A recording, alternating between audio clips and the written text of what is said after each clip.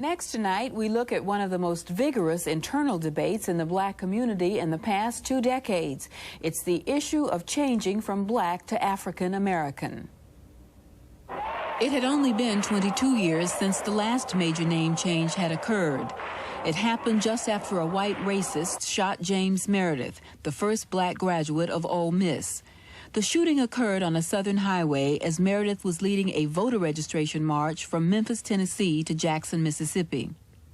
It so enraged student activist Stokely Carmichael that as he emerged from a Greenwood, Mississippi jail where he had been held for his voter registration work, the first words to emerge from his mouth were, "Black Power." It was the beginning of a major new phase in black confidence and self-assertion that captured the imagination and stirred the consciousness of black people all over the world. Now, according to some polls, a majority of black people have said they prefer the term African American. But the issue is far from settled.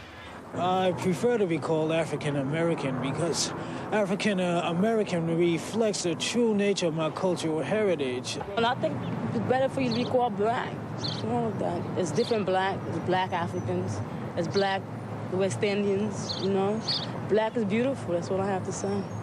I'm an American, whether I'm a black American or what, don't make any difference. I'm just an American. You had the caucus in the election, they kept calling him Greek American, so being that every black person over here has African heritage, you know, we should be called African American. Editorials in both black and white publications generally supported the call to use African American.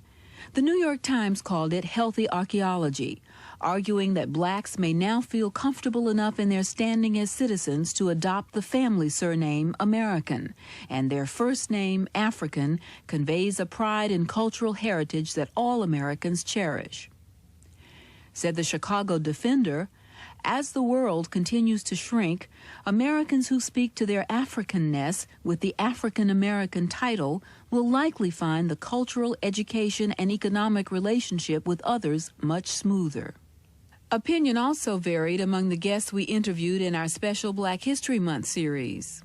I always thought that Afro-American or African-American was the appropriate designation. And there is some beneficial effects in acknowledging the reality, the African heritage and the American presence. But that's not the critical issue. The critical issue is gaining power.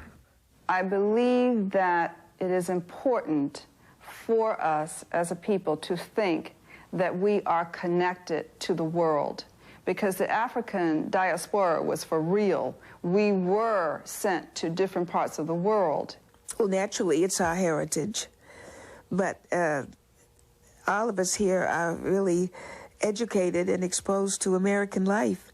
So is that we really are, we have to dig back for this ancestry. I mean, I'm not an African. It's a very complicated question. So rather than argue over it, let's not give up black, let's not give up Africa. So in all the work that I do, the essays I write, I use both interchangeably. For more on the story, we turn now to 4 other people with different views.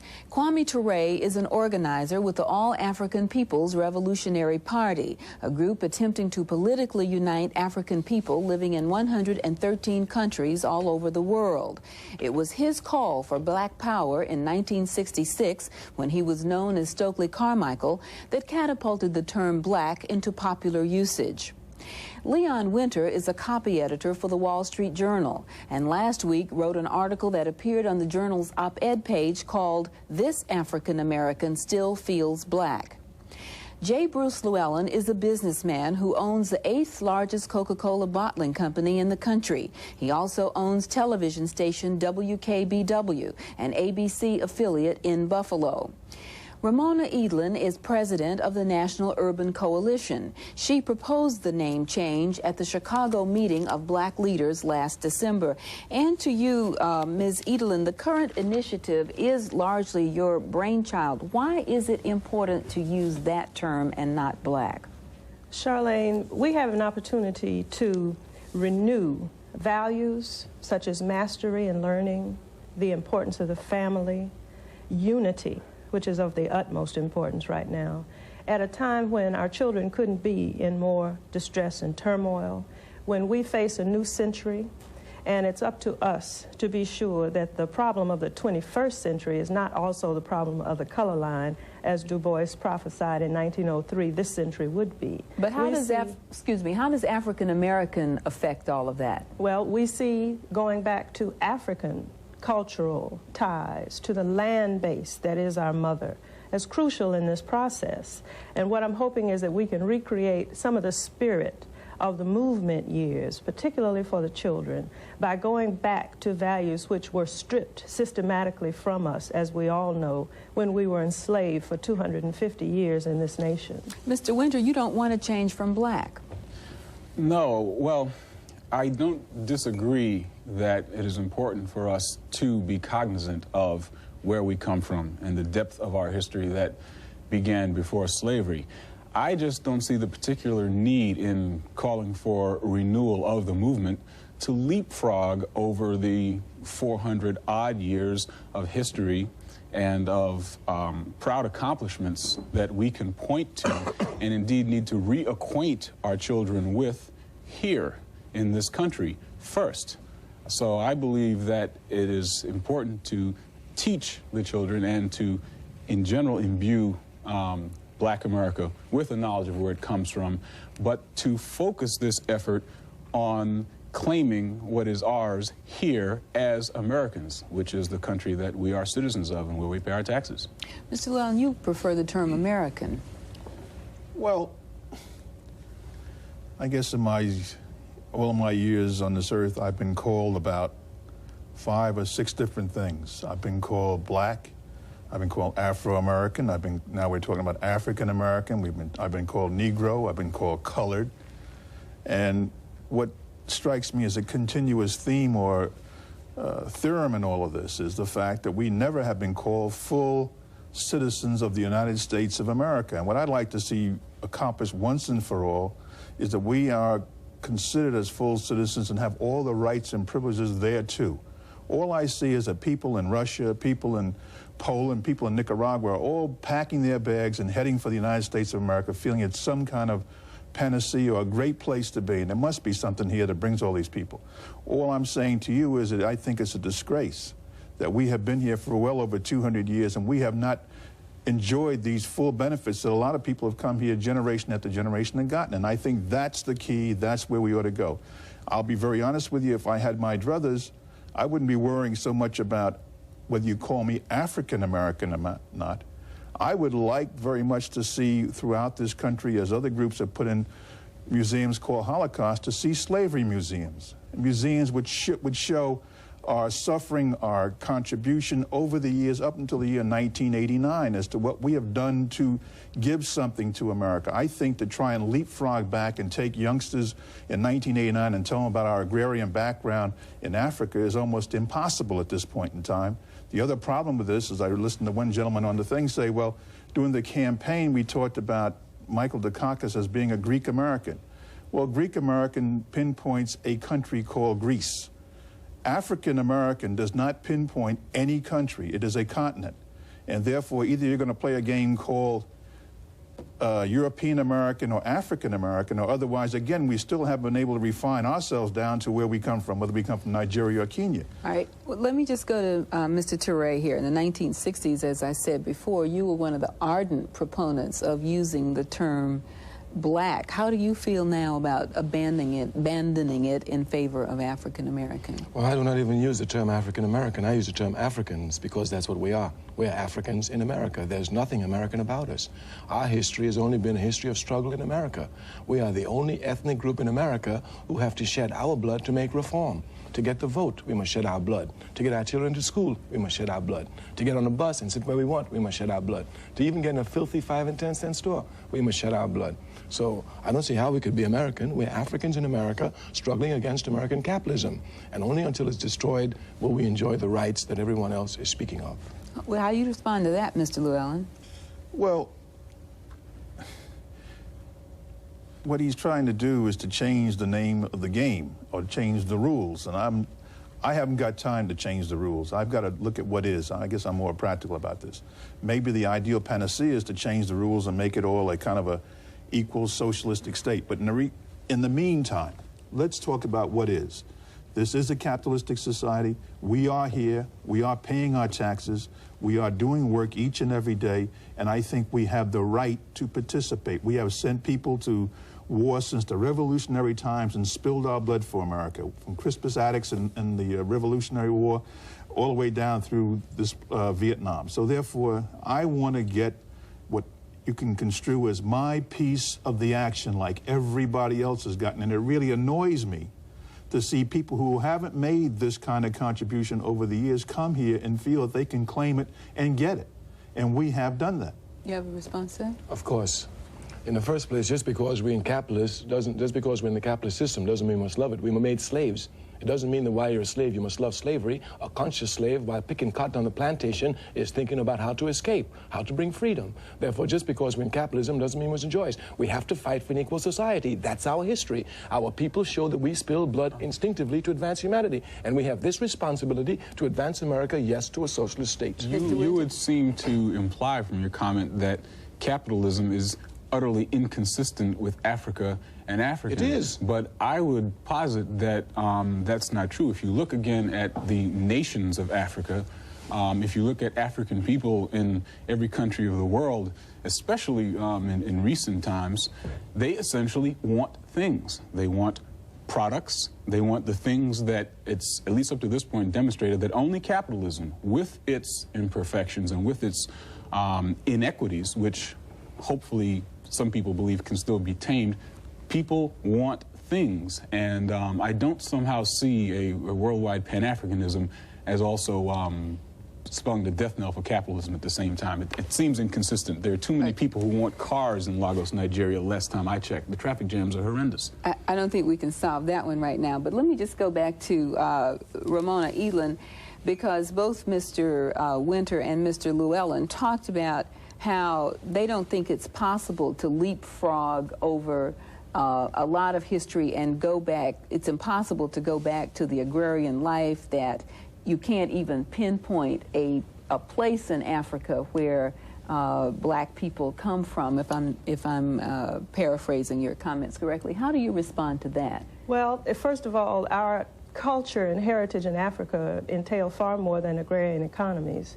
Mathematics and science were born in Africa, philosophy and religion, and as well as that, we've been accomplished musicians and dancers for centuries. There's so much in our cultural heritage that we need to recoup right now, particularly for the children. And it is possible to leapfrog, as they put it. As a matter of fact, it's not only possible, it's necessary, because if you begin with slavery, then you will still have children looking in your eyes as they do in mine, in our cities and in the streets, and saying, what difference does it really make to you, to me, or to anyone else, whether I live or die, whether I take drugs, whether I kill another person, whether I learn anything in school? We have a responsibility, and I think that one way we can have a cultural renaissance is to identify with a land base that gave us the wonderful things about our nature and our culture. Mr. Llewellyn? Well, that all sounds very nice and wonderful, but I invite you to take a look at Africa right now and today and look at the situation in Eritrea against Ethiopia and all the other things that have happened, Biafra with the Nigerians and what have you. That, in my opinion, is idealistic and not the gut of the problem. The gut of the problem is something called values. The gut of the problem is something called family. The gut of the problem is something called importance? What do we construe and believe to be important? I would submit that without a cultural offensive, without our unifying at this particular time and saying what we believe in and who we are and how we will train our children and what our families mean to us, that we will continue to have those same gut issues. That's precisely the point. We will continue unless we develop a cultural vehicle which will move us forward. All groups move forward by strength of their culture. It is a myth that individuals move forward.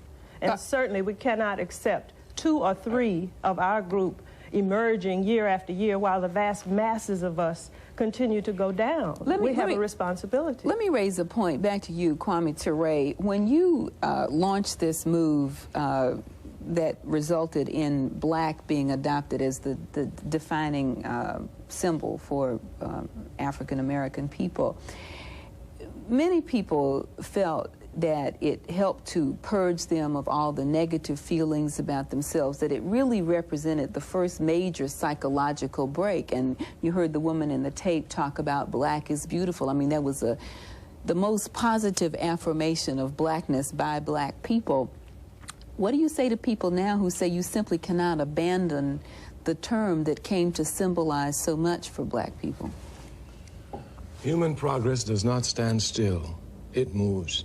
We came here as Africans. One of the first organizations we had fighting for us is known as the Free African Society. The very first independent organization we had in this country was the church.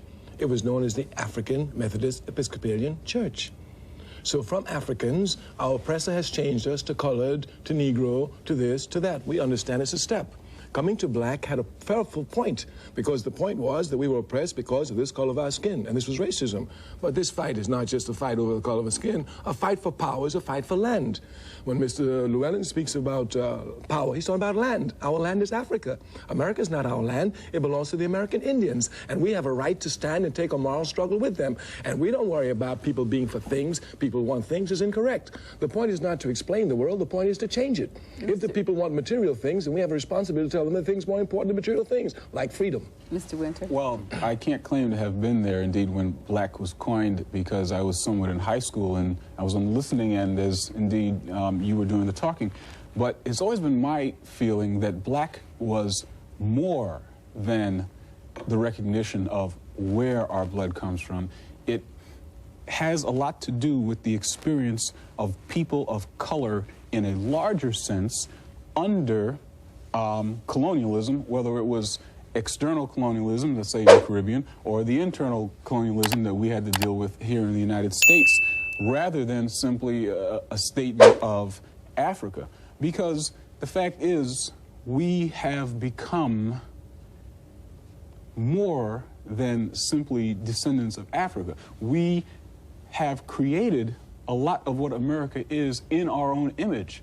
When you talk about this cultural-based offensive, I would rather see us claim American culture, which is not European culture. America does not mean white. American doesn't mean white. It means a combination of European and African and Asian and the rest of the cultures of the whole world. This is what America is. And if it denies the fact of what is African within it, then it is up to us to continue to assert that no, America does not mean white. America means a melting and a combination of things. I think that's the point.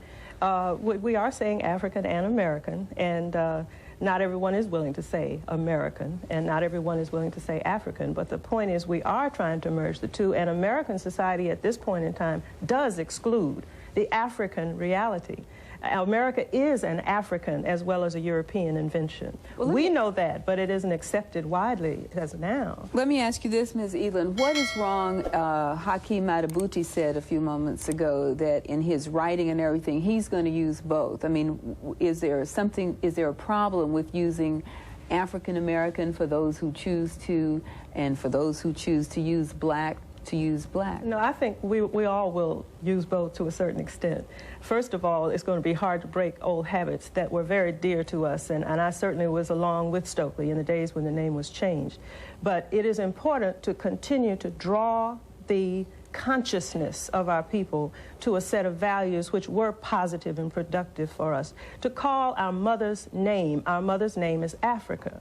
We are children without her if we leave that out, and I think that it's fair to say no one of us is satisfied with the status quo today. Well, it seems that Time magazine, in fact, has a piece on this week, and it says that for more than a century, descendants of freedmen have debated what name they should bear as a people, and in every instance, the shift in the change of appellation coincided with a new phase in the struggle for equality. Is that what's going on now, in your view, and what stage is this? Yes, and I think this is a point of evolution in our culture, and it's the stage right before we cross the threshold to the 21st century.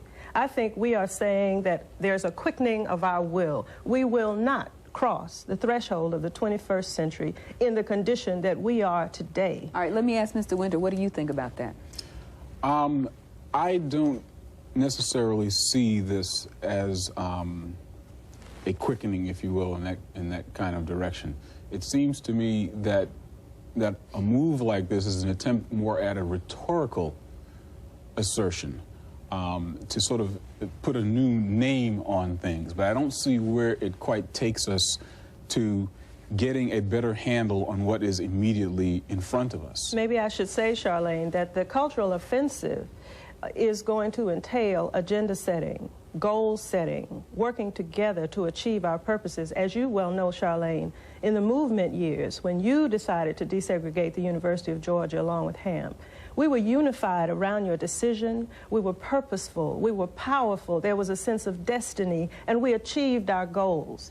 What we are so sadly lacking now is any sense of purpose or destiny. We are not setting agendas. We are not working together, though we're working very hard. But is that because we don't have the right name? Well, the name change is the first step in what we hope will be a self-conscious examination of our culture, going back to our ancient as well as our contemporary strengths, and pulling together a vehicle which will be more useful to us than the one that we are now engaged in. If anyone is satisfied with the status quo, I'm not aware of it, particularly our children. Mr. Llewellyn, just very briefly, do you see this as a critical stage in the evolution of... I swear, I do not know why people keep talking about what the container is called. It's what's the content of the container. This won't get us into the 21st century unless our kids can read, write, compute, and be able to compete in this country to make a living and to make progress. If that doesn't take place, we can put African American on them, we can put Negro on them, we can put anything you want to put on them, but they're not going to play the game in the 21st century because the field is getting tougher and tougher, and this not a level field. Bruce says you know... Wait, just a minute. Let me just get we're about to run out of time. Mr. Ture, a final comment on that point. The error of the thinking here is that most people think that Africans in America came here just like other immigrant groups did. All other immigrants came to America expecting a better way of life. We started in hell, which was a slave ship, and we're still in hell.